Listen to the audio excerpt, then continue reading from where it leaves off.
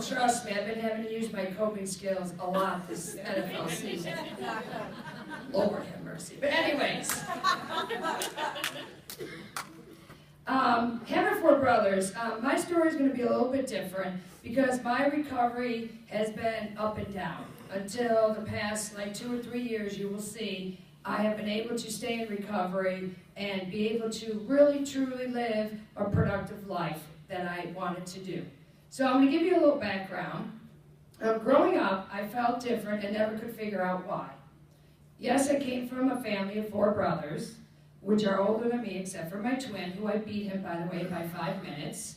So that's the only thing besides grades I beat him at. So I come from a family, middle-class family. Both of my parents worked, and when I was younger, I was more of a tomboy. And I cared all about athletics, and I did very well in school as well. Well, then all of a sudden, high school came around, and I started to change my appearance, wear the makeup and all that stuff. But I still felt very different, and I could not figure out what was going on or why. Being a female, a lot of times I would just blame it on hormones. But a lot of times I would come home, and I would just isolate myself in my bedroom. And at school, I strived with academics, but I also had a lot of friends. So that wasn't the issue. I just felt very alone when I would come home. And I did not know who to talk to. Again, growing up with 4 brothers, even if I did have a boyfriend, if something happened, I would never go to them because their first reaction would, let me beat them up for you. And I still look at them this day and I say, you still wonder why I'm single? So, growing up, like I said, then what I decided to do was party. Party became my hobby. You put a drink in front of me, I would drink it. I could care less what it was. Because when I was partying, I felt at my best. I could laugh, I could joke, I could be whomever I wanted to be. But then as soon as the party was over, I went back to the depression. Or I would go back to, which I found later on, was the mania. Again, at that time, I did not have a very good relationship with my parents at all. I could not speak to my mother without it being like World War III in the same room. My father, love him, but he never knew I existed. So it really got to me.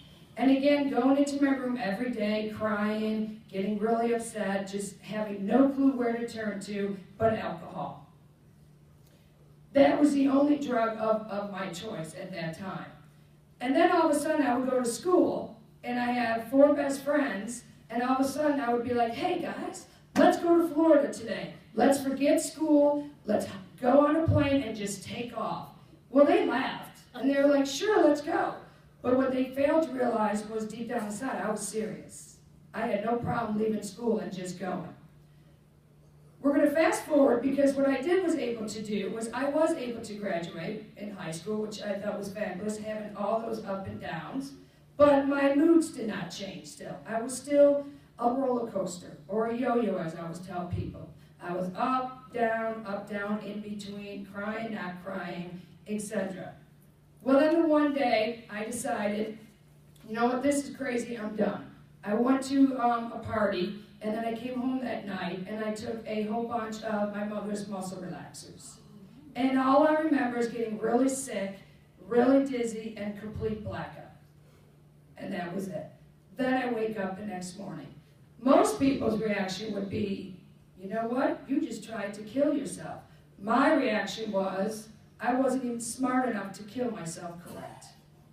So again, it was just going back and forth, and even my mother would say to me when I would leave, go to the bathroom and come out, she would say to me, will the real Tammy come back? Because I could feel myself change that quickly. All of a sudden I would just be happy, and then all of a sudden I'd be so irritable and mad at the world. And if you looked at me the wrong way, you better believe I would be screaming at you. Well, then all of a sudden, since I couldn't kill myself correctly, I chose to start doing self-harm. And I remember I went home one night. Again, key factor here is going to be alcohol. I was intoxicated. I came home. I was extremely depressed, and I took out a knife and I cut my wrist. To me, it was a sensation of relief. I felt like all my problems came out. And I know some people may not understand that aspect, but to me, again, it felt so good to do that. That actually started to become one of my coping skills for me to help get through these ups and downs. One Christmas at home, I was so depressed, I remember going down in the living room, and I remember sitting in the living room crying and crying while my family was upstairs because I didn't want to ruin their Christmas. That was not my point. And then I finally had enough. Even though I didn't get along with my parents, I sat them down at the kitchen table and I looked right across at them and I said, Mom and Dad, I need help. I said, I've already tried to kill myself once that you weren't aware of, but I really need to go see somebody or go somewhere because I don't want to live anymore. They said, well, we'll go tonight. So we went to the emergency room, and back in Buffalo, I went to the psychiatric ward, and I will tell you this nurse, I wish I could find her. I went in, and they looked through my bags, and ironically, I did bring a razor, because I really did want to shave my legs. I was concerned about shaving my legs. And so they took the razor from me, and they checked my body and stuff, and they noticed I had all these cuts. And she said to me, she said, oh, so you're a cutter. And pardon my French, but I looked at her, and I said, oh, so then you're a bitch.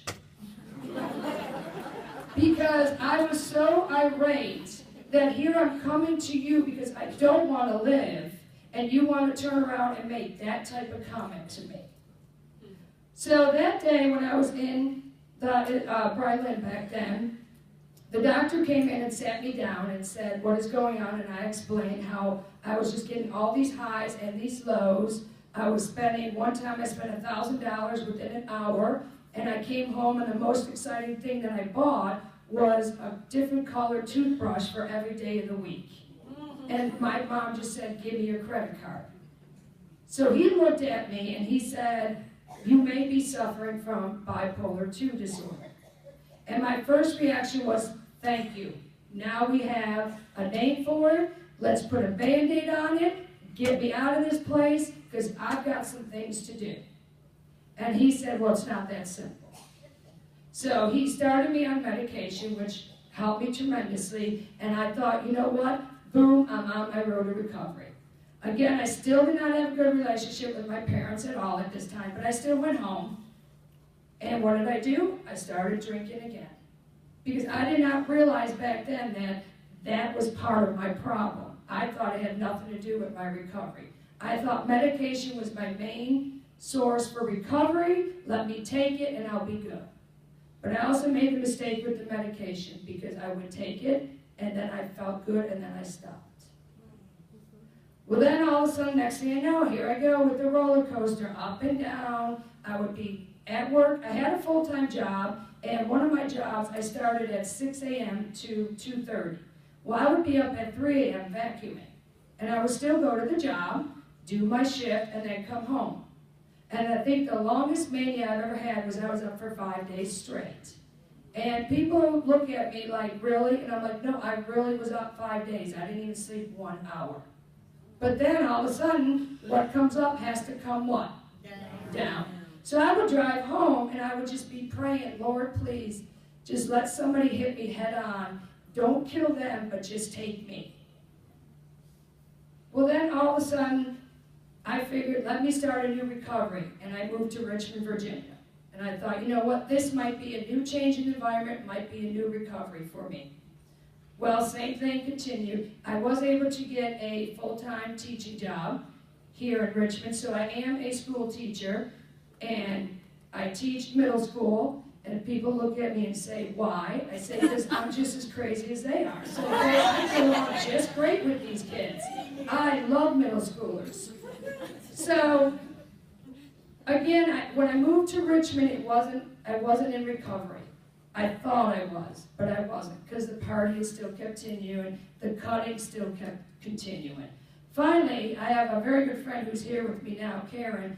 It got to the point again where my cutting could not stop. It was an every day. I had like 20 cuts on my legs, and I just said, Karen, I need to go back to the hospital. Will you take me?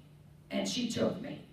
When I went to the hospital in 2011, that is where I finally, truly accepted the fact that I live with a mental illness and that it's not going anywhere.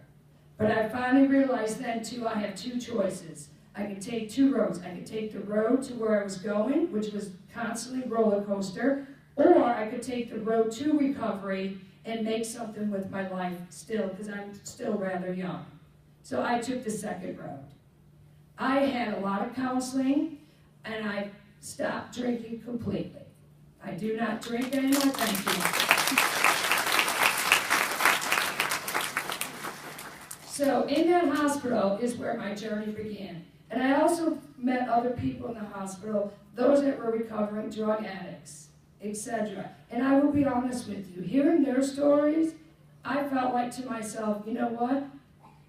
I actually have it better than they do. But it's just so overwhelming to hear other people's stories. So, like I said, that's where my journey began. I actually look at this mental illness as a blessing, not a curse. Because I don't think I would have the relationships that I have with my parents now if it wasn't for this illness. I have an extremely close relationship with them. I am now a daddy's girl again, as I would call it. I talk to them mostly every day, and I also talk to all my brothers as well. Encouragement is what keeps me in recovery. But I've also realized stress was a big factor of helping me not stay in recovery. And as a teacher in this world, folks, number one, I'm just going to put it out there in case my superintendent hears this, we don't get paid enough. Number two, the responsibilities that a teacher has, it goes beyond the classroom. We take that work home with us. They ask us to sponsor clubs. They ask us to do this. I was the athletic director at my school. And that was when I was readmitted into the hospitals when I was doing the athletic director, because the stress got to me because I was doing that and I was teaching 6 classes. And the subject that I teach, ironically, is health and physical education. But our class sizes are about anywhere between 40 to 45 students, okay? So again, adding, which I love, I'm telling you, I love middle school, add that and all the other stresses, it really did not benefit my recovery. So what I did was I went to my principal and I shared with her what I was going through. And I shared with her as part of my recovery, she is well knows that I suffer with a mental illness. And I explained to her, part of my recovery is I need to resign as athletic director. And she totally agreed. So I gave that up. But recovery to me means being able to live my life to its fullest. Okay, I go through the basic elements in life, such as all of you. I work, I have friends, I shop. I was even late this month on my Verizon phone bill, which I didn't realize. I didn't pay last month until I got a text from them. And of course, then you get all those phone calls from them.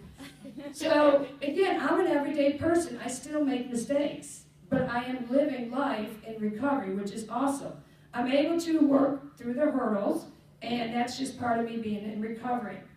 But again, the big part was for me just to accept my mental illness.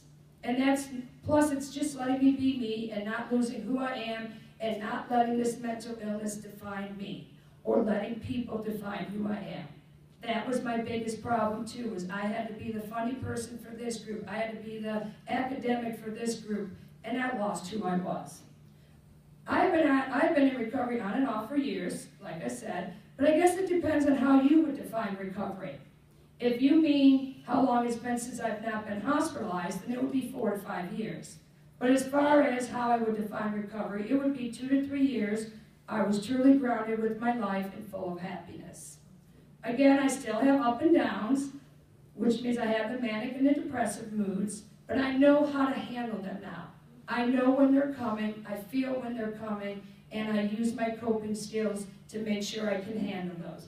To me, it just adds a little excitement to my life.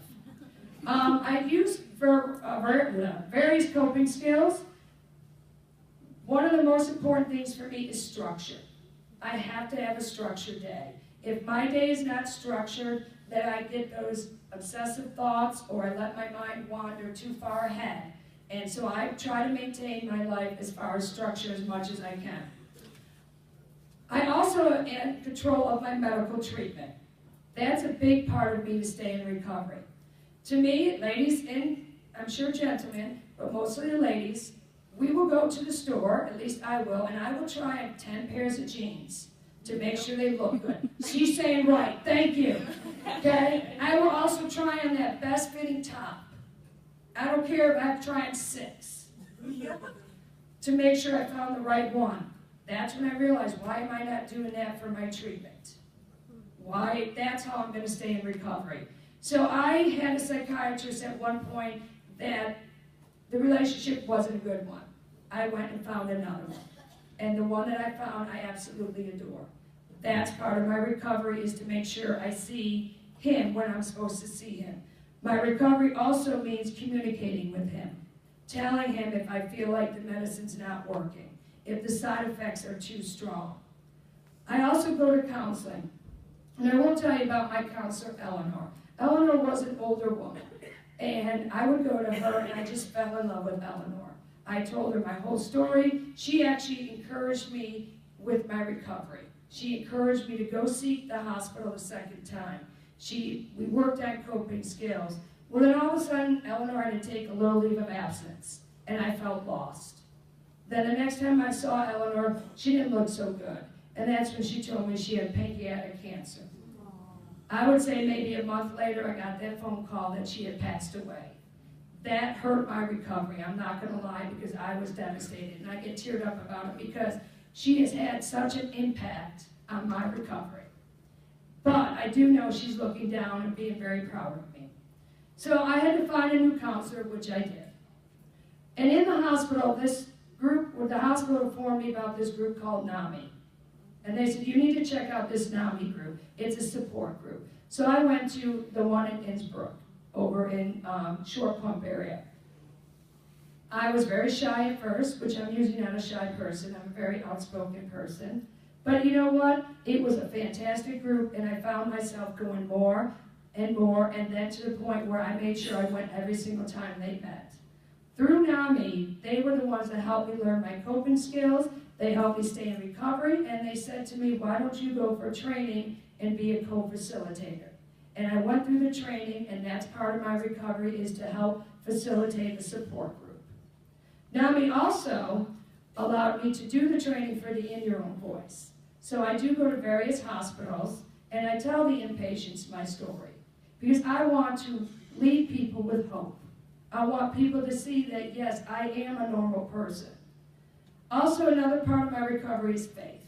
I am a very religious person, and my faith is what gets me through every single day of my life. Now, the other supports I have, obviously, are my family and my friends. My twin. If you know anybody that has a twin, we are inseparable. And ironically, he is with a police department in the city of Richmond. I will tell you a story. When Richmond first started their CIT training, he was selected to attend. He went to that training. He went home. My mother called me that night and said, I got to talk to you. And I said, oh my gosh, what's going on? She said, your twin just called me crying. And I said, but he should have called me. And she said, no, just listen. He cried because he felt so bad because he judged you on your mental illness. He had no idea what it meant to be in those shoes. He thought you were just being a jerk. He thought you were being nasty. He thought you just wanted attention. He said when he sat in that training, it made more sense, and he understands mental illness now much better than he had in the past. He also is one of my big part of my recoveries, because he does see the signs. If I am having a bad day, like I was one day, and I said bye to him, and I left, he called me and he said, you're having a bad day, aren't you? And I said, I started bawling. And I said, yes, I am. He goes, I knew it. He said, because I know the signs now, and we're twins, and I sensed it. Talk to me. You know, and it is so awesome to have people like that in my corner. And again, my parents, gone from absolutely no relationship to they are like my best friends in the world now. It is so awesome. But they are the ones that help me stay in recovery. Through recovery, I've been able to accomplish a lot. I've been able to do my bachelor's degree, and I was able to achieve my master's, and then achieve a postmaster's degree. I was able to land a full-time job before my teaching job, and I worked that for 7 years. Then when I moved here to Richmond, I've got my first teaching job, and now I've been a teacher for 12 years. I also coach, and I also work a part-time job. That's where I say I have to stay in structure for my recovery. Also, one of the biggest accomplishments and probably one of the proudest moments for me was this past February, at a pride rally, which is like a pep rally for our school. All of a sudden, they do the teachers, and I was named Teacher of the Year. Thank you, thank you, thank you. The reason why that was such a huge honor for me was because I am not shy about telling people I have a mental illness anymore. I used to hide behind it because of the stigma. Well, I'm tired of the stigma. And the fact that a lot of those teachers, not only are they my friends, but they know that I live with a mental illness, for them to oversee that and still say, no, she is awesome and she is one of the best teachers in that classroom and deserving of this award, was what I was so honored about. Now I advocate about mental illness through NAMI especially. I also do the walk through NAMI and raise money for that. I also am writing a book that I want to publish eventually one day, because I want people to say, oh, look at her, look at the successes she has. And I will tell you, recovery to me, like I said, is work, because I sometimes I relapse. But you know what? I get back on and I still go full steam ahead with my recovery. You may look up here and be like, she has it all together, but there's days I don't. But I allow myself to have those days, because to me, that's still being in recovery. I pay bills just like you do. I deal with stress like the rest of you do. Okay? Even when I looked in the mirror the other day, I even saw some gray hair. I'm not happy about that. That's okay. I do not see, when I look in the mirror, I do not see a person with a mental illness. It does not define me. I am still and always will be Tammy. I used to, when I did my support groups, I would say, you go around and introduce yourself, and I would say, I'm Tammy, I am bipolar 2. I realized, no. I am Tammy, and I live with bipolar 2 disorder. It does not define me. I will still be Tammy no matter what. I work, I enjoy life, even the bumps. I go to bed, I start my day. I get out of bed just like all of you do. I really believe if I was in a room of 50 people, I truly believe no one would be able to pick me out as the one that has a mental illness. Okay, I'm an everyday person, and the physical scars on my body is actually part of my recovery story, because that was my journey, and it has made me extremely strong, this mental illness. I'm going to leave you with 2 quotes that I really like. The one quote says, the prettiest eyes have cried the most tears, the kindest hearts have felt the most pain. The prettiest smiles hide the deepest secrets.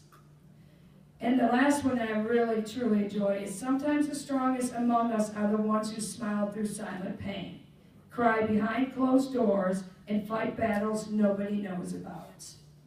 Okay? I pray every day for me, for those battling similar illnesses, that our journey to remaining recovery continues to be successful. I would like to thank you for letting me speak to you. This was a huge opportunity for me to be able to tell my story and just have all of you realize that everybody's recovery is going to be different. But we are everyday people, and I guarantee you, with hope and courage and strength, you will be able to succeed and accomplish anything you want to do. Even if it might take you years from now, I wish all of you the best of luck, and do not give up the hope, and let's keep fighting this stigma. Thank you.